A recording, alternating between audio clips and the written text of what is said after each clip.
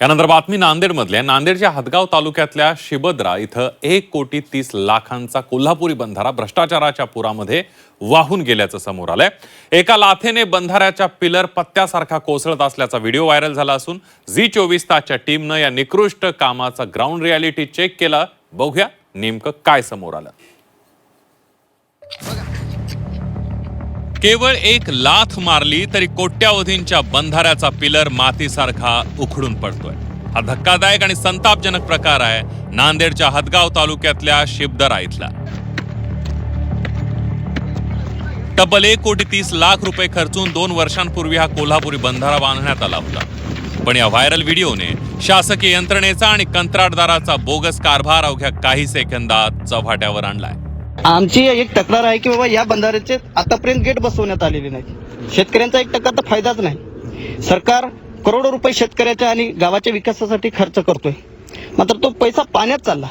तर आमची एक विनंती आहे की हे जो कोणी ठेकेदार असेल, ठेकेदारावर आणि अधिकारी संगनमत करून त्यांनी हे असं बोगस काम केलं आहे, यांच्यावर तात्काळ कारवाई झाली पाहिजे। याची बोगस पूर्ण चौकशी करून अशा ठेकेदारांना ब्लॅकलिस्टवर टाकलं पाहिजे।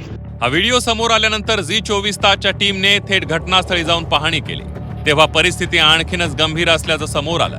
बंधाऱ्याच्या वरच्या पिलरचं सिमेंट हातानं उखडत होतं आणि आतील लोखंडी सळया उघड्या पडलेल्या आहेत। बंधाऱ्याची पिचिंग निकृष्ट आहेत, शिवाय काम पूर्ण होऊन 2 वर्ष झाली तरी यावर अजून गेट्स बसवण्यात आलेले नाहीयेत। परिणामी एवढा मोठा खर्च करूनही गावाला पाण्याचा एक थेंबही मिळालेला नाहीये। निकृष्ट दर्जाचं आहे बंधाऱ्याचं। 2 वर्षापूर्वी बांधलेल्या बंधाऱ्याला अजून गेट सुद्धा बसवलेले नाहीत आणि आपण पाहतो की इथं पिचिंग सुद्धा झालेलं नाही। एवढा मोठा कोल्हापुरी बंधारा बांधलेला आहे आणि काम एकदम निकृष्ट दर्जा झालेलं आहे। माझी जवळच इथं शेती आहे, पण याचा कधी फायदा सुद्धा झालेला नाही आम्हाला अजून। दुष्काळी मराठवाड्यातील शेतकऱ्यांना सिंचनाची सोय व्हावी हा शासनाचा उदात्त हेतू आहे, पण व्यवस्थेतील झारीतील शुक्राचार्य सरकारी निधी जमिनीत नाही तर स्वतःच्याच खिशात मुरवतायत।